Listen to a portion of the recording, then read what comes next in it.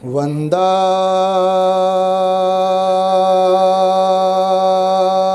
चेतियं सब्बं सब्बट्ठाने सुपतिष्ठितं शारीरिकधातु महाबोधि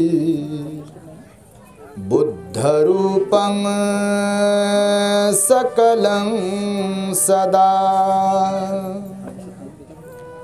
यस्य मूल्ये निसिन्नोव सब्बारी विजयं अक्का पत्तो सब्बन्युतं सत्था वंदे तं बोधिपादपं।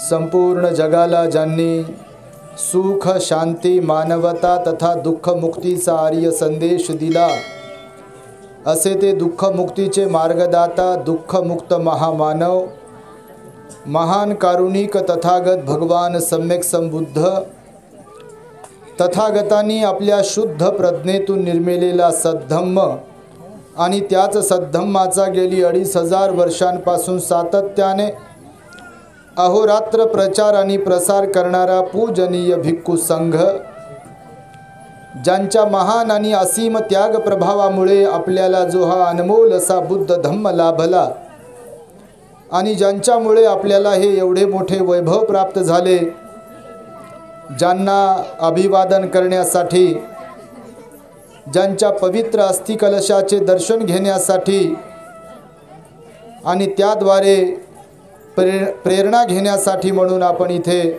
उपस्थित आहात असे बोधिसत्व परमपूज्य पिता डॉक्टर बाबासाहेब आंबेडकर आणि सर्वच परिवर्तनवादी संत महापुरुषांच्या महान अशा विचारांना स्मरून आज या ठिकाणी बुद्धभूमी मावसाळा या पवित्र भूमीमध्ये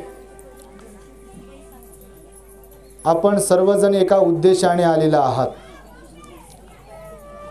या ठिकाणी आम्हाला सन्मानपूर्वक ज्यांनी निमंत्रित केला आहे, आपल्याला बोधिसत्वाच्या अस्थिदर्शनाची सुवर्ण संधी ज्यांच्या माध्यमातून उपलब्ध होत आहे असे आमचे पूजनीय भिक्खू प्रज्ञाबोधीजी महाथेरो यांचं प्रथमतः अभिनंदन करतो, त्यांना धन्यवाद देतो। त्याचबरोबर आमचे मार्गदर्शक या ठिकाणी उपस्थित असलेले मिलिंद कॉलेजचे प्राध्यापक डॉक्टर एम सत्यपालजी महाथेरो यांनाही वंदन करतो। त्याचप्रमाणे नेपाळ, कुशीनगर, मुंबई या ठिकाणी राहून आणि आता औरंगाबादमध्ये राहून जे बाबासाहेबांच्या मिशनला योगदान देत आहेत, महत्त्वपूर्ण धम्मदेशनांच्या माध्यमातून जे धम्मप्रचार करत आहेत, कर्मसिद्धांतांवर ज्यांच्या धम्मदेशना प्रामुख्याने दिल्या जातात असे पूजनीय भिक्खू इंदवंशजी महाथेरो हेही या ठिकाणी उपस्थित आहेत, त्यांनाही अभिवादन करतो। अभी जिन्होंने आपको संबोधित किया, ऐसे बांग्लादेश से आए हुए हमारे भंते जी बोधिमित्त जी, इनका ही तहे दिल से मैं स्वागत करता हूं। और दूसरे भंते जी हमारे जो है सुमन प्रिय अकोला वाले नहीं, सुमन प्रिय जी, ये भी बांग्लादेश से है। इंदवंश भंते जी के माध्यम से यह वहाँ पर ये भंते जी यहाँ पर आए हुए हैं, उनका भी स्वागत है बुद्धभूमी मावसाला में। ज्यांनी आपल्याला अकोल्यामध्ये वज्रबोधी भंतेजींची एक आठवण करून दिली आणि माझ्या आईवडिलांनी मला 5 वर्षांचा असताना बुद्ध शासनाच्या वृद्धीसाठी दान दिलं आहे आणि गेली 45 वर्षांपासून बाबासाहेबांच्या मिशनमध्ये जे काम करत आहेत असे आमचे सुमंगल भंतेजी। त्याचप्रमाणे औरंगाबाद जिल्हा भिक्खू संघाचे आमचे सन्माननीय सचिव, ज्यांचं यूट्यूबवरती प्युरिटी ऑफ माइंड हे चॅनल आहे, अनेक भंतेजींच्या धम्मदेसना लोकांपर्यंत पोहोचविण्यासाठी जे महत्त्वाची कामगिरी पार पाडत आहेत, असे आमचे धम्मबोधीजी थेरा, ज्यांनी सर्वात प्रथम आपल्याला बाबासाहेबांच्या काही काव्यात्मक उक्तींना सांगून बाबासाहेबांच्या त्यागाची आठवण करून दिली, असे आमचे शाक्यपुत्र अमृतानंदजी, त्याचबरोबर यूट्यूबच्या चॅनलचे आमचे ऑपरेटर भंतेजी प्रज्ञावंतजी, आणि जे प्रारंभीपासून सूत्रसंचालन करून भिक्खू संघाचा सन्मान गौरव करत आहेत, त्यांची ओळख करून देत आहेत, असे आमचे पूजनीय अत्तदीपजी आणि सागर बोधीजी, त्याचप्रमाणे पलीकडे बसलेले 2 भंतेजी, आणि गावागावावरून बाबासाहेबांच्या अस्थीचं दर्शन घेण्यासाठी म्हणून इथे उपस्थित असलेले आपण सर्वजण. आता भंतेजींनी, आमच्या प्रज्ञाबोधी भंतेजींनी सांगितलं आहे, आमचंही हृदय आज भरून येत आहे, तुमचंही हृदय आज गहिवरून येत आहे, आणि या निसर्गाचं हृदयसुद्धा आज गहिवरून येत आहे.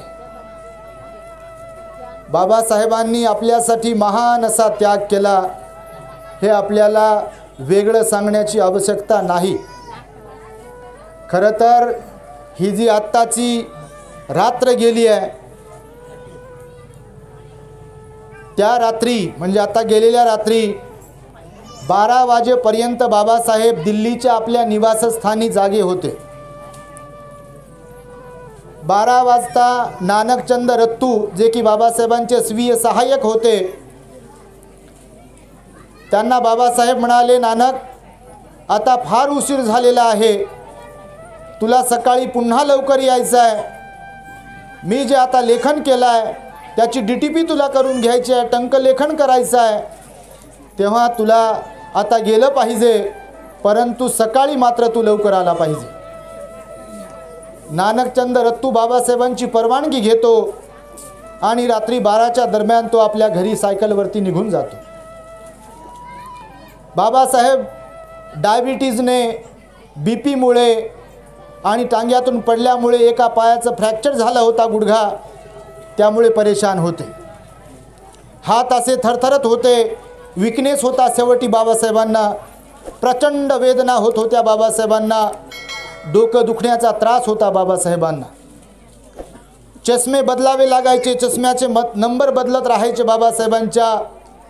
अभ्यासाचे भुकेले होते बाबासाहेब. जशी आपल्याला भाकरीची भूक लागते, 12 वाजले, 1 वाजला, 2 वाजला, अजून जेवण मिळालं नाही. मला आत्ता आल्यानंतर भंतेजी म्हणत होते, भंतेजी तुम्ही पण भोजन करून घ्या.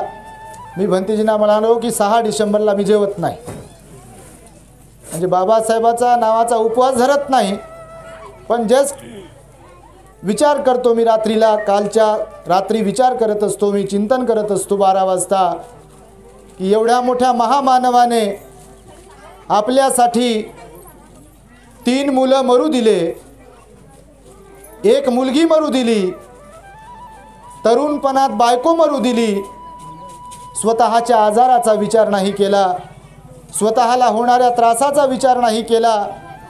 त्यांचा जो महान त्याग आहे, खरं तर बाबासाहेबांसाठी मी तुम्ही कोणी काहीच करू शकत नाही. त्यांनी केलेले जे अनंत उपकार आहेत, तर आपण बाबासाहेबांसाठी काहीच नाही करू शकत, परंतु त्यांच्या ऋणांतून मुक्त होण्यासाठी मात्र आपण नक्कीच काहीतरी करू शकतो. बाबासाहेबांच्या ऋणांतून आपल्याला मुक्त होता आलं पाहिजे. त्यासाठी आपण एखाद्या कार्यक्रमात जेव्हा जातो, तिथून घेऊन काय जातो, हा प्रश्न आपण आपल्याला विचारला पाहिजे. वर्षावासाच्या कार्यक्रमाला असेल, धम्मपरिषदेच्या कार्यक्रमाला असेल, अस्थिदर्शनाच्या कार्यक्रमाला असेल, इथे बुद्धभूमीमध्ये आपल्या मावसाळ्यामध्ये प्रज्ञाबोधी भंतेजींनी आपल्याला बोलवलं आहे. इथून घेऊन काय चाललो आहे आपण, हा प्रश्न उठण्यापूर्वी स्वतःला विचारला पाहिजे.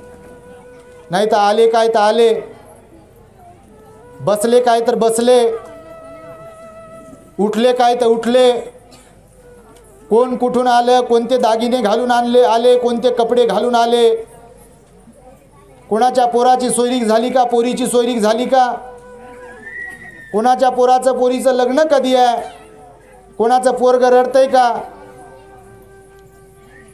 आणि इकडची तिकडची चर्चा करून जर निघून जात असेल पावसाच्या भीतीने म्हणा किंवा उशीर होतोय त्या भीतीने म्हणा, तर बांधवांनो विचार करा. बडोद्यामध्ये असताना बाबासाहेबांना रात्रीच्या 12 वाजता बडोद्यातल्या गुजराती जातीवादी लोकांनी बाबासाहेबांची जात लक्षात आल्यामुळे काठ्या कुऱ्हाडी शस्त्र हातात घेऊन येऊन त्यांच्या रूममधून त्यांना त्यांची ब्रीफकेस, सुटकेस, बॅग, कपडे असलेली थोडीफार भांडी रूमच्या बाहेर भिरकावली, फेकून दिली आणि बाबासाहेबांना अपमानजनक शिव्या देऊन कमरेच्या खालच्या त्यांना सांगितलं की आत्ताच्या आत्ता इथून चालता हो, निघून जा. त्या बडोद्यामध्ये ते वडाचं झाड आजही आहे. ज्या भूमीला, त्या झाडाच्या जागेला संकल्प भूमी म्हणतात, ते बडोद्यामध्ये आजही आहे.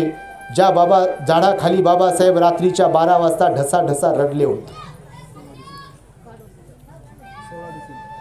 आणि त्यांनी तिथे संकल्प केला, विचार केला, चिंतन केलं की MA, PhD, DSc, LLD, D.Litt, barrister at law एवढ्या डिग्र्या घेतलेला व्यक्ती, अमेरिकेच्या कोलंबिया विद्यापीठामधून डिग्र्या घेऊन आलेला व्यक्ती, लंडनच्या स्कूल ऑफ इकॉनॉमिक्समध्ये डिग्री घेऊन आलेला व्यक्ती जर इथे सन्मानपूर्वक गायकवाडांच्या दरबारामध्ये नोकरी करतो आहे आणि त्यांची जर अशी अवस्था असेल केवळ जातीमुळे, दिसायला गोरापान, धडधाकट, उंच पुरा असलेला मी, टाय कोटामध्ये सुटाबुटात असलेला मी, एवढा स्वच्छ नीटनेटका राहणारा मी, एवढा शिस्तबद्ध चारित्र्य संपन्न सिलवान असलेला मी, जर माझी ही अवस्था असेल तर माझ्या पददलित, शोषित, पीडित जनतेचं काय होत असेल, किती अन्याय, किती हाल अपेष्टा होत असतील. बाबासाहेब धडधड रडले, तिथे ढसाढसा रडले आणि संकल्प केला तुमच्या आमच्यासाठी की माझ्यावर जी वेळ आली आहे ती माझ्या समाजातल्या माणसांवर, तरुणांवर, तरुणींवर, आया बहिणींवर ती वेळ येऊ नये यासाठी हे भीमरावा उठ आणि संकल्प कर. तू एक योद्धा आहेस, तू रामजी सुभेदाराचा घडवलेला पुत्र आहेस. तुला लढलं पाहिजे, तुला संघर्ष केला पाहिजे, हा जातीयवाद तुला नष्ट केला पाहिजे, समतेचं राज्य तुला प्रस्थापित केलं पाहिजे. तू सर्वांना वैचारिक स्वातंत्र्य आणि सर्व प्रकारचं स्वातंत्र्य बहाल केलं पाहिजे. तू सर्वांना बंधुभावाची शिकवण भगवान बुद्धांनी दिलेली प्रदान केली पाहिजे तू, असं बाबासाहेबांचं मन रडताना त्यांना म्हणत होतं. आणि बाबासाहेबांनी तेव्हाच तिथे संकल्प केला गुजरातच्या बडोद्यामध्ये. त्या संकल्पपूर्तीसाठी लढत राहिले, झटत राहिले, झिजत राहिले, खपत राहिले. नाशिकला काळाराम मंदिराच्या वेळेला दगडफेक झाली. महाडला चौदार तळ्याचा सत्याग्रह करताना खिचडीमध्ये, वर्णामध्ये माती कालवल्या गेली. पण बाबासाहेबांनी मारामारीची भाषा, पेटवा पेटवीची भाषा केली नाही. बदल्याची, जशास तशी बदल्याची भाषा केली नाही. महाडमध्ये असलेले बाबासाहेबांचे अनुयायी, बाबासाहेबांचे अंगरक्षक बाबासाहेबाला म्हणाले, बाबासाहेब तुम्ही फक्त छू म्हणा आम्हाला, तुम्ही फक्त इशारा करा आम्हाला, आम्ही इथे जे लोक विघ्न संतोषी लोक आहेत त्यांचा फडशा पाडू, रक्ताचे पाट वाहू इथे आम्ही. बाबासाहेब तुम्ही फक्त इशारा करा. बाबासाहेब म्हणाले, ते माझ्या रक्तात नाही. लोकांचं रक्त काढणे, लोकांना शिव्या देणे, लोकांची बरोबरी करणे, लोकांना त्रास देणे हे माझ्या रक्तात नाही. मी लेखणीच्या जोरावर मला जे काय करायचं आहे ते करून दाखवेल, तुम्ही जरा दम धरा, धीर धरा. वेळ बदलत गेला, काळ बदलत गेला. बाबासाहेबांनी गुडघ्यांचा त्रास असताना, डायबिटीजचा त्रास असताना, बीपीचा त्रास असताना, डोळ्यांचा त्रास असताना, डोकेदुखीचा त्रास असताना संविधान लिहिलं. आणि त्या संविधानामध्ये भगवान बुद्धांच्या तत्वज्ञानातील समता, स्वातंत्र्य आणि बंधुभाव हे तत्व घेतलं आणि पूर्ण संविधानात्मक तरतूद केली की इथे कुणालाही उघड जातीयता पाळता येणार नाही. कुणाला म्हणता येणार नाही तुम्ही मोठ्या दुकानात जाऊ नका कपडे घेण्यासाठी, सोनाराच्या दुकानात जाऊ नका तुम्ही अमक्या अमक्या जातीचे आहात, असं कुणाला म्हणता येणार नाही. कुणाला म्हणता येणार नाही तुम्ही सरपंच बनू शकत नाही, तुम्ही महार समाजाचे आहे, मांग समाजाचे आहे, एससी कॅटेगरीचे आहे. तुम्ही महिला आहात, तुम्हाला सरपंच बनता येणार नाही, नगरसेवक बनता येणार नाही, आमदार बनता येणार नाही, खासदार बनता येणार नाही, तुम्ही खालच्या जातीचे आहात, असं कुणाला म्हणता येणार नाही. अशी तरतूद बाबासाहेबांनी संविधानामध्ये केली. जीवाला जीवाचं दान दिलं बाबासाहेबांनी. एकीकडे कुत्रे पत्रवाळ्या ओढायचे आणि एकीकडे आपला समाज ते खरकट्या पत्रवाळ्यावरती पडलेलं ओढायचं, अशी अवस्था होती. गळ्यामध्ये मडकं होतं, आपलीच थुंकी. बाहेर पडल्यावर जोपर्यंत बाहेर आहोत तोपर्यंत आपल्या गळ्यामध्ये असलेल्या त्या मडक्यामध्ये थुंकावं लागायचं आपल्याला. सांगताना आणि ऐकताना सुद्धा किती किळसवाण वाटते. आपल्या पायाचे ठसे सार्वजनिक जमिनीवर उमटू नये म्हणून कमरेला झाडू होता. आज किती बिनधास्त, किती स्वाभिमानाने, किती स्वातंत्र्यपूर्ण जीवनामध्ये आपण वागत आहोत. सोन्यानं भरली ओटी बाबासाहेबांनी आपली. खरोखर खातो त्या भाकरीवर खरोखर बाबासाहेबांची सही आहे. कुत्र्याचे हाल, कुत्र्याला देव म्हणून पूजल्या जात होतं. मांजराची पूजा केली जात होती, हो डुकराची पूजा केली जात होती, गायीची पूजा केली जात होती. पण माणसांसारखे माणसं असून आपण केवळ एका विशिष्ट खालच्या जातीमध्ये जन्म झाला असल्यामुळे सावलीचा विंटाळ होत होता. अहो विचारही करवत नाही. विचार तर करून पहा तुम्ही, सावलीचा विंटाळ कशाला म्हणतात. आज सोन्यानं घर भरले आपले, माडीवर माडी आहे आपली, दारामध्ये गाड्या आहेत आपल्या. पोराची पोराला गाडी वेगळी, बापाची बापाला गाडी वेगळी, मायची मायला स्कूटी वेगळी, बहिणीची बहिणीला गाडी वेगळी. पोरगी पुण्यात शिकते तर कोणी मुंबईत शिकते, कोणी हैदराबादला शिकते, कोणी राजर्षी शाहू महाराज छत्रपतीची स्कॉलरशिप घेऊन लंडनला जाते, कोणी न्यूयॉर्कला जाते, कोणी कॅनडाला जाते. ही बाबासाहेबांची देण आहे, हे कधीच विसरता कामा नये. म्हणून फक्त जय भीम म्हणलो म्हणून आपण बाबासाहेबांचे अनुयायी होत नाही. केवळ निळी लावली म्हणून आपण बाबासाहेबांचे अनुयायी होत नाही. केवळ निळी मफलर आपल्या गळ्यामध्ये घातली म्हणून आपण बाबासाहेबांचे अनुयायी होत नाही. बाबासाहेबांचे अनुयायी त्यांनाच म्हणतात जे बाबासाहेबांमध्ये असलेल्या सद्गुणांचं अनुकरण करत असतात. बाबासाहेबांची बुद्ध धम्म संघावर निस्सीम श्रद्धा होती. आपण बाबासाहेबांचे जर अनुयायी आहे तर आपली सुद्धा बुद्ध धम्म संघावर असीम श्रद्धा पाहिजे. बाबासाहेब सारनाथच्या शेवटच्या भाषणात म्हणाले आपल्या लोकांना उद्देशून, किमान रविवारी तुम्ही बुद्ध विहारामध्ये गेले पाहिजे. आपल्या जवळपास जे कोणतं बुद्ध विहार आहे आपण कुटुंबासह त्या बुद्ध विहारामध्ये गेलो पाहिजे. आपण ध्यान केलं पाहिजे, शील पालन केलं पाहिजे, दान पुण्य केलं पाहिजे, एकमेकांशी एकोप्याने वागलो पाहिजे, संघटित झालो पाहिजे, काहीतरी करून दाखवलं पाहिजे. ही अपेक्षा बाबासाहेबांना आपल्या लेकरांकडून होती.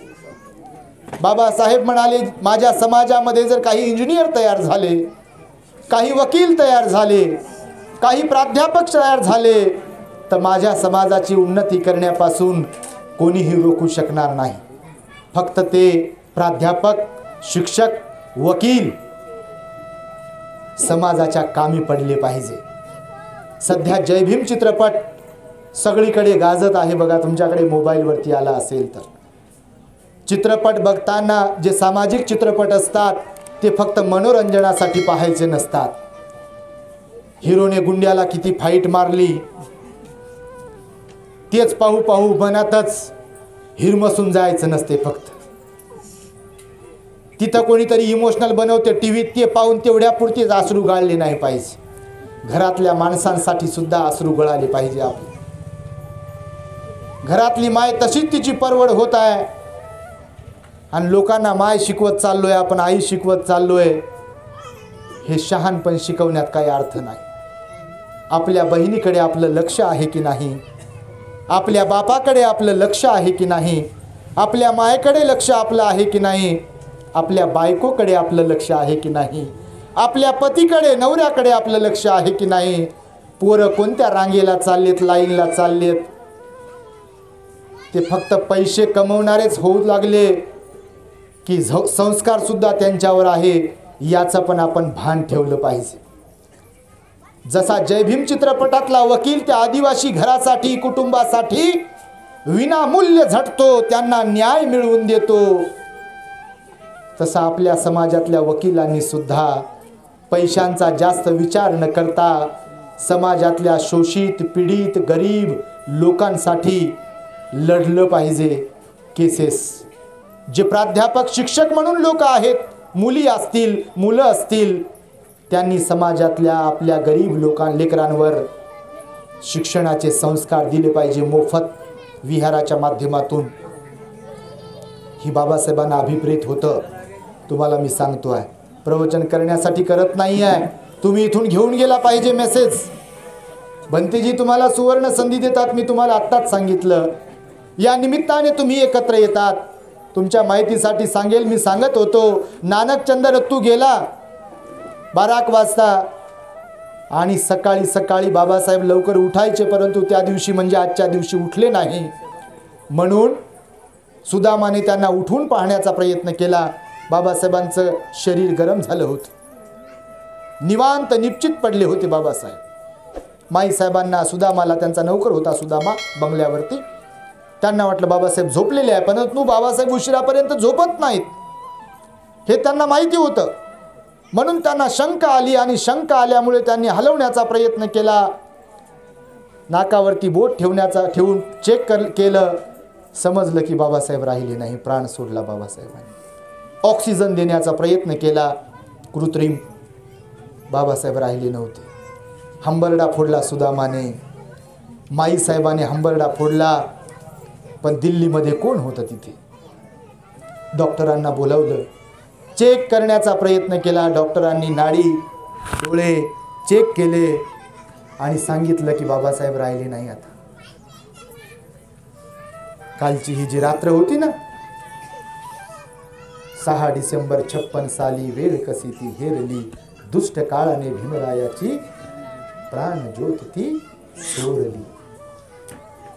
केले बाबासाहेब. आणि माईसाहेबाने सुदामाला सांगितलं की लवकर जा, नानकचंद रत्तूला घेऊन ये तू लवकर. स्वीय सहाय्यक होते नानकचंद रत्तू. गेले. नानकचंद रत्तू निघणारच होते, तेवढ्यामध्ये सुदामा धावत पळत रडत रडत त्याच्यापर्यंत घरी पोहोचला आणि त्याला सांगितलं की अरे लवकर चला, माईसाहेबांनी बोलवलं आहे.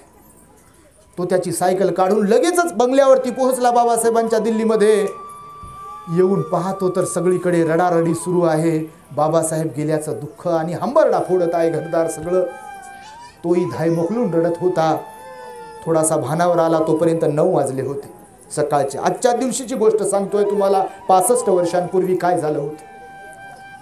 सकाळी 9 वाजता बाबासाहेबांच्या बंगल्यातून PS सोसायटीच्या कार्यालयात मुंबईमध्ये पहिला फोन खणानला.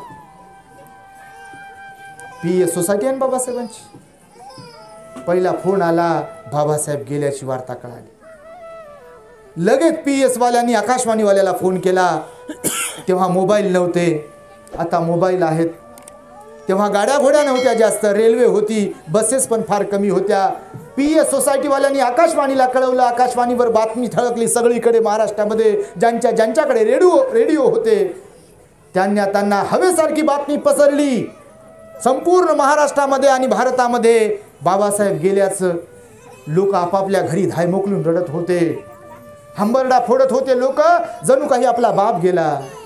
कुणाला वाटत होती आपली माय गेली, कुणाला वाटत होती आपली बहीण गेली, कुणाला वाटत होतं आपली आई गेली, भीमाई गेली. पुन्हा दुसरी तार आली की बाबासाहेबांची बॉडी मुंबईला घेऊन आणल्या जाणार आहे. मग ते विमान दिवसभर बाबासाहेबांची बॉडी दिल्लीच्या त्यांच्या घरी होती. राष्ट्रपती, प्रधानमंत्री, आमदार, खासदार, मंत्री सगळे येत राहिले, दर्शन घेत राहिले. एका विमानाचा बंदोबस्त केला, स्वतंत्र विमानाचा, आणि दिल्लीवरून बाबासाहेबांची बॉडी विमानामध्ये भदंत आनंद कौशल्यान आणि काही भिक्खू माईसाहेब त्यांचे बंधू यांच्यासह ते विमान रात्री नागपूरला पोहोचले. नागपूरच्या दीक्षाभूमीवर बाबासाहेबांचं प्रेत बॉडी अंत्यदर्शनासाठी ठेवली आणि तिथे लाखोचा जनसमुदाय अगोदरच जमला होता बाबासाहेबांचं शेवटचं दर्शन घेण्यासाठी. तिथे बाबासाहेबांचं दर्शन घेतल्यानंतर साधारणतः 9-10 वाजता ते विमान बाबासाहेबांची बॉडी घेऊन नागपुरातून निघालं थेट मुंबईला सांताक्रूज विमानतळावर. आणि सांताक्रूजच्या विमानतळावर रात्रीच्या 12च्या दरम्यान ते विमान आलं. विमानतळावरून मग रात्री अंत्ययात्रा सुरू झाली आणि राजगृहापर्यंत, सांताक्रूज ते दादर हिंदू कॉलनीच्या बंगल्यापर्यंत बाबासाहेबांची अंत्ययात्रा चालत राहिली.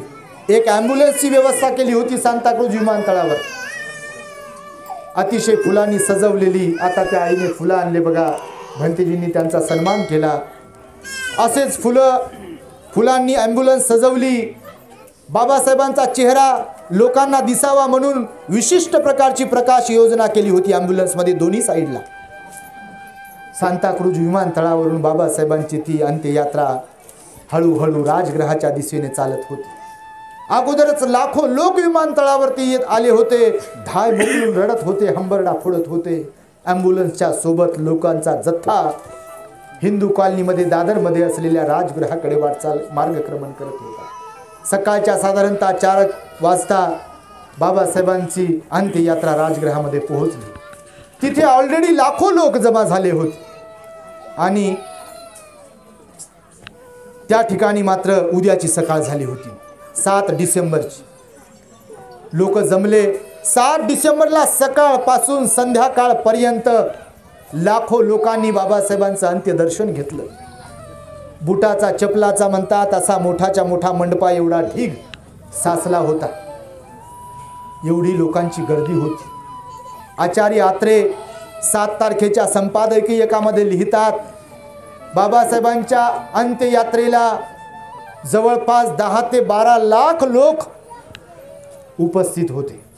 तुम्ही जर आता कधी फेसबुकवरती, व्हॉट्सअपवरती तो व्हिडिओ व्हायरल होत आहे बघा, दुर्मिळ छोटासा ट्रकमध्ये सजवलेली बाबासाहेबांची बॉडी आहे आणि मुंगीसारखे दिसणारे लोक आहे. बाबासाहेबांचं दर्शन घेऊन मग संध्याकाळी आता बाबासाहेबांच्या राजगृहाजवळ असलेला एक आंबेडकर मार्ग आहे, त्याला नाव दिले डॉक्टर बाबासाहेब आंबेडकर मार्ग, जो CST कडे जातो. त्या मार्गाने बाबासाहेबांची अंत्ययात्रा निघणार होती. पण अंत्यसंस्कार कुठे करावेत याबद्दल कार्यकर्त्यांमध्ये चर्चा झाली होती. तर लोकांना वाटलं, कार्यकर्त्यांना वाटलं, बा एवढे मोठे लोक आहेत तर बाबासाहेबांचा अंत्यसंस्कार शिवाजी पार्कला झाला पाहिजे, मैदान मोठं आहे. तय झालं, ते फिक्स झालं. म्युनिसिपाल्टीचे जे काही कमिशनर होते त्यांना लेखी पत्रव्यवहार केला. RPIच्या लोकांनी त्या काळामध्ये आपल्या कार्यकर्त्यांनी बाबासाहेबांच्या त्यांनी पण परवानगी दिली. पण लगेच काही जातीवादी लोकांनी म्युनिसिपाल्टीच्या कमिशनरला विरोध दर्शवला, पत्र दिलं की शिवाजी पार्कमध्ये अंत्यसंस्कार नाही झाला पाहिजे, आमचा त्याला विरोध आहे. एका महामानवाला जिवंत असतानाही छळलं, त्यांच्या प्रेतावरही छळलं आणि आज 65 वर्ष होत आहे, मेल्यावरही बाबासाहेब सहन होत नाहीत लोकांना. ही या देशाचं असलेलं दुर्भाग्य आहे. सगळे सहन होतात, फक्त बाबासाहेब सहन होत नाहीत लोकांना. माहिती आहे, ही पॉवर आहे बाबासाहेबांमध्ये असलेली, ही ताकद आहे त्यांच्या स्वतःमध्ये असलेली. आणि मग काय करावं हा पेच निर्माण झाला. शिवाजी पार्क जर भेटत नसेल तर मग CK बोले नावाचे बाबासाहेबांचे कार्यकर्ते होते. तुम्ही काही फोटोंमध्ये बाबासाहेबांच्या मांडीवर बसलेला एक माथारा पाहिला असेल, चष्मा घातलेला, फेटा घातलेला, CK बोले. आताची जी चैत्यभूमीची जागा आहे ती जागा त्यांची होती. त्यांच्या कानावर जेव्हा गोष्ट गेली की बाबासाहेबांच्या अंत्यसंस्काराला विरोध होत आहे तेव्हा ते म्हणाले की एका महापुरुषाचा अंत्यसंस्कार, एका बोधिसत्वाचा अंत्यसंस्कार, एका घटनाकाराचा अंत्यसंस्कार, शोषित पीडित जनतेला जीवदान देणाऱ्या एका संत असलेल्या महापुरुषाचा अंत्यसंस्कार जर माझ्या जमिनीमध्ये होऊन माझी जमीन जर पावन होत असेल तर यापेक्षा अजून दुसरं भाग्य माझ्या जीवनामध्ये कोणतं असू शकते, असा त्यांनी विचार केला आणि क्षणाच्या आत परवानगी दिली. आणि मग लगेच ठरलं की दादर चौपाटीवर असलेल्या त्या भूमीमध्ये, जिथे पवित्र चैत्यभूमी आता आहे, तिथे बाबासाहेबांचा अंतिम संस्कार पार पडला पाहिजे. आणि मग अख्खी 10-12 लाख पब्लिक बाबासाहेबांच्या प्रेतयात्रेमध्ये असलेली दादरच्या त्या चौपाटीवरती पोहोचली आणि तिथे चंदनाचा तो देह जळत राहिला, जळत होता. धाय मोकलून लोक रडत होते. आनंद कौशल्यान भंतेजींनी पंचशील दिलं आणि बाबासाहेबांची आठवण म्हणून त्यांनी सांगितलं की बाबासाहेब म्हणाले होते 15 ऑक्टोबर 1956 मला भारत बुद्धमय करायचा आहे. बरोबर, संकल्प होता बोधिसत्वाचा. भंतेजी म्हणाले बाबासाहेबांच्या चितेला साक्ष ठेवून ज्यांना कुणाला नागपूरला जाता आलं नाही ते इथे दीक्षा घेऊ शकतात. ज्यांना कुणाला दीक्षा घ्यावयाची असेल त्यांनी हात वर करावेत. अहो, हात वर करावेत म्हणल्यावर साऱ्याच्या साऱ्या लोकांनी हात वर केले दीक्षा घेण्यासाठी. आणि मग भंतेजींनी त्यांना त्रिसरणासह पंचशील देऊन बुद्ध धम्माची दीक्षा दिली. तो दीक्षा समारंभ 7 तारखेला संध्याकाळी दादरच्या चौपाटीवरती संपन्न झाला. आज दादरच्या त्या चैत्यामध्ये बाबासाहेबांचा अस्थि कलश आहे.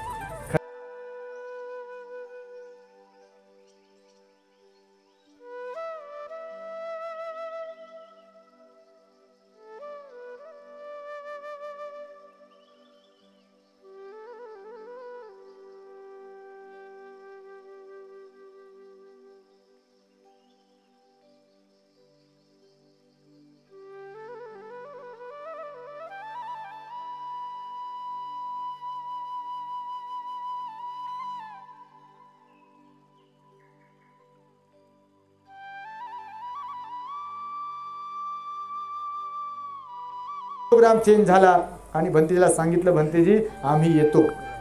तुम्हाला मी सांगतो, काही लोकांना चैत्यभूमीला जाणं होत नाही काही कारणास्तव, पण ज्यांना जाता येत नाही त्यांच्यासाठी ही बुद्धभूमी मावसाळाच खऱ्या अर्थाने आज भंतेजीच्या माध्यमातून चैत्यभूमी बनत आहे.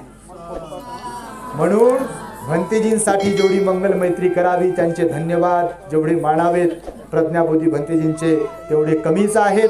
आणि त्यामुळे मी पुनश्च तुम्हा सर्वांच्या प्रती मंगल मैत्री करेल. आणि इथे अस्थिचं दर्शन घेताना मात्र केवळ हात जोडून दर्शन न घेता, हात जोडताना बाबासाहेबांच्या महान त्यागाचं स्मरण करून, मी बाबासाहेबांचा सच्चा पाईक बनून बाबासाहेबांना अभिप्रेत असलेला समर्पित भाव ठेवणारा एक भीम सैनिक, एक बाबासाहेबांची लेख, एक बाबासाहेबांचा मुलगा म्हणून मी बाबासाहेबांना अभिप्रेत असलेले सामाजिक, धार्मिक, राजकीय कार्यामध्ये काही ना काहीतरी योगदान देत राहील अशा प्रकारचा संकल्प करा. बाबासाहेबांच्या अस्थिला साक्ष ठेवून तीच खरी बाबासाहेबांना खरी श्रद्धांजली ठरेल. आणि म्हणून आजच्या या बाबासाहेबांच्या महाप्रयाण दिनानिमित्त पूजनीय भिक्खू प्रज्ञाबोधीजी महाथेरो यांनी आम्हाला जी बोलण्याची संधी उपलब्ध करून दिली, भंतेजींचा मी ऋणी आहे.